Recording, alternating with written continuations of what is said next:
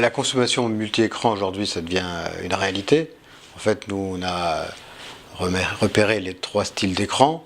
D'abord le PC, ensuite la mobilité, c'est-à-dire smartphone et tablette, et puis enfin le nouvel écran connecté, c'est-à-dire le téléviseur. Alors c'est vrai que dans un groupe comme le nôtre, on est concerné par tous les écrans. Si on prend déjà la mobilité, on investit aujourd'hui beaucoup sur Internet, sur le digital, pour devenir un acteur important dans l'information digitale. Et aujourd'hui, c'est quelque chose d'indispensable pour nous. Ensuite, sur le téléviseur, on est concerné aussi à travers à la fois d'abord BFM TV, évidemment. Donc nous, on est une entreprise globale, donc on ne se pose pas toujours la question de savoir si on est connecté, si ça vient en hertzien, si ça vient autrement. On envoie du contenu sur tous les écrans, donc BFM TV est avant tout sur le téléviseur, mais aussi et de plus en plus en mobilité, voire sur le PC. On s'intéresse aussi à la télévision délinéarisée avec BFM TV, mais sans doute demain, avant tout avec RMC Découverte, parce que les téléspectateurs auront la possibilité de regarder les documentaires qu'ils le souhaitent, quand ils le veulent, sur leur téléviseur connecté. Donc pour nous, c'est notre quotidien. Notre groupe, il est aujourd'hui organisé autour de 3 divisions. La division radio, la division télévision et la division digitale. Mais la radio et la télévision se rapprochent. BFM Business, le matin, Stéphane Soumier, on peut soit l'écouter dans sa voiture, soit le regarder dans sa cuisine. Et puis, dans quelques jours, la matinale de Jean-Jacques Bourdin sera aussi disponible sur les écrans, à la télévision, grâce à RMC Découverte, mais aussi sur son mobile, sur sa tablette, sur son écran d'ordinateur. Donc la convergence radio-télé sur l'image, c'est une réalité. Donc oui, on est concerné par tous les écrans.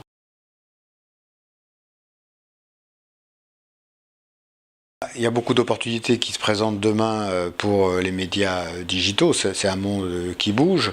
Les modèles économiques sont en train de se mettre en place. Les modèles économiques qui sont liés aussi à la technologie, à l'arrivée de nouveaux supports. C'est vrai que les tablettes, c'est une nouvelle possibilité.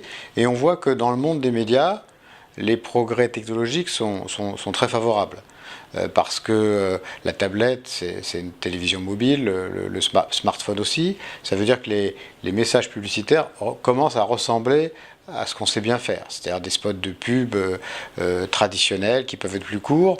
Et moi, je crois que le digital a apporté des solutions clairement avantageuses pour le marketing direct, mais pour la publicité d'image qui restera quelque chose d'important.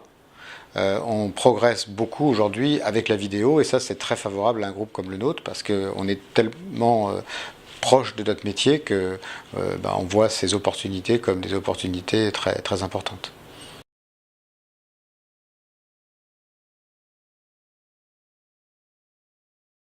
Aujourd'hui, le groupe a beaucoup de projets autour donc de ces 3 divisions, la radio, la télévision et le digital. Le groupe a 11 ans. On a racheté RMC il y a 11 ans. Et pendant les 5 premières années, on s'est occupé de redresser les 2 radios dont on avait fait l'acquisition. Donc d'abord RMC, ensuite BFM Business Radio. Quand ça a été fait, on a lancé la division télévision. Alors c'était pas aussi conceptualisé, mais si on refait l'histoire, on arrive à construire cette logique. BFM TV, et puis ensuite BFM Business TV, et maintenant RMC Découverte. Et puis cette division est aujourd'hui rentable. On investit maintenant fortement dans la 3e division, donc le digital, qui s'est construit autour du rachat du groupe Test il y a quelques années. Alors ça a été assez laborieux parce qu'on l'a fait au moment d'abord de l'arrivée de la crise économique et ensuite de la révision du modèle de la presse traditionnelle. Alors qu'on avait fait ça pour se dire on paye un vrai prix, mais au moins on achète un site qui marche bien et en même temps un groupe de presse qui est leader sur une thématique porteuse. On s'est retrouvé dans le problème de la presse en général, mais on est en train d'en sortir, ce que peu de groupes ont fait aussi, je dirais, à fond. On a complètement changé l'entreprise et du premier groupe de presse high-tech, on est en train de faire de cette entreprise la première entreprise d'information sur le web, autour essentiellement de 2 marques, 01net, 6,6 millions de visiteurs uniques par mois, et bfmtv.com, 3,3 millions de visiteurs uniques par mois. Alors, c'est pas encore suffisant, mais on était à 1 million il y a un an. On a recruté des journalistes, on investit, et on veut que bfmtv.com soit l'un des tout premiers sites d'information en France. Donc il faut passer aux alentours de 10 millions de visiteurs uniques. Mais quand on voit la situation américaine, où sur les 5 premiers sites d'information sur le web, et sur les tablettes, les mobiles, il y a les 3 sites des chaînes d'information continue.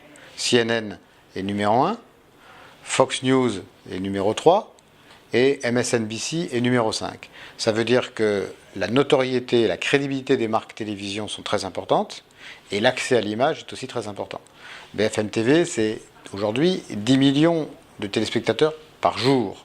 Le Figaro, qui est le numéro 1 sur le web, sur l'information web, c'est 2 millions de lecteurs par jour. Donc on est beaucoup plus puissant pour promouvoir nos activités digitales. On a l'image en plus. Donc voilà, je pense qu'on a tous les ingrédients. Il n'y a pas de raison que la situation française n'évolue pas comme celle qu'on a constatée aux États-Unis, c'est-à-dire que les chaînes de télévision ont des avantages. Donc bfmtv.com doit devenir l'un des tout premiers sites d'information. Et puis 01net, renforcer notre position de leader. Aujourd'hui, c'est un site qui est très axé sur le téléchargement, plus l'information. On est en train de développer aussi beaucoup le côté éditorial. C'est notre métier, donc on est à l'aise. On a des journalistes qui doivent faire un site de qualité, bien acheter, bien utiliser le matériel digital, des tests, parce que c'est dans nos gènes, des tests comparatifs. Voilà, s'adapter à l'économie du moment, c'est compliqué, mais c'est faisable, y compris pour une entreprise qui vient d'un monde plus traditionnel. On reste toujours attentif à ce qui se passe autour de nous, mais notre projet aujourd'hui, c'est plutôt la croissance organique, parce qu'on a un gros potentiel. En radio, le plus gros est fait, certes, mais en télévision, c'est quand même très récent. BFM TV, qui est aujourd'hui rentable, a un potentiel de développement qui reste très important. BFM Business, c'est tout récent, et RMC Découverte, ça démarre. Et ensuite, il y a le digital, où là aussi, l'idée, c'est d'exploiter nos marques, notre savoir-faire. Et on a une base qui est aujourd'hui solide, c'est même un peu plus qu'une base. On fait 13 millions d'euros de chiffre d'affaires publicitaire sur le web. Finalement, on n'est pas si nombreux que ça à faire ça dans les médias. On a prévu de faire 17 millions en 2013. Donc c'est des chiffres quand même importants. Donc en matière de croissance organique, on en a sous le pied, comme on dit. Et puis, on est dans un contexte économique où il faut être prudent. Et une acquisition, c'est toujours un risque plus important, un risque d'intégration, un risque de financement. Donc on se concentre plutôt aujourd'hui sur la croissance interne. Ce qu'on sait faire, nous, c'est faire du contenu, faire de bonnes radios, faire de bonnes chaînes de télévision, faire des sites internet intéressants, créer de l'audience, valoriser cette audience. Alors ça ne veut pas dire qu'autour du digital, on n'aura pas des modèles économiques annexes, mais ils seront annexes parce qu'on ne peut pas acquérir tous les savoir-faire, tous les métiers. Ce qu'on sait bien faire, c'est le contenu. Les gens auront toujours besoin de s'informer, auront toujours envie de s'informer. Donc il y aura toujours besoin de bons journalistes, de reporters, dans un modèle économique sans doute très différent de ce qui se faisait dans le passé dans la presse, mais qui se rapproche de ce qu'on fait nous aujourd'hui à la radio ou à la télévision. Donc moi je suis confiant dans ce qu'on pourra faire sur le digital. C'est combien de personnes ? Le groupe, c'est 960 collaborateurs, donc c'est aujourd'hui assez gros. Donc il y a 450 journalistes, donc c'est lourd, mais c'est aussi une force qu'il faut gérer avec pertinence. Eh bien, il faut prendre des risques. Le succès, c'est les idées auxquelles les autres ne croient pas.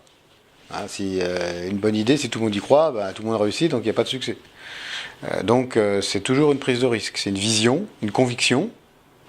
Et quand on construit, il faut rester déterminé parce que ça ne se fait jamais du jour au lendemain. Et il y a toujours beaucoup de gens autour de soi qui nous feraient douter.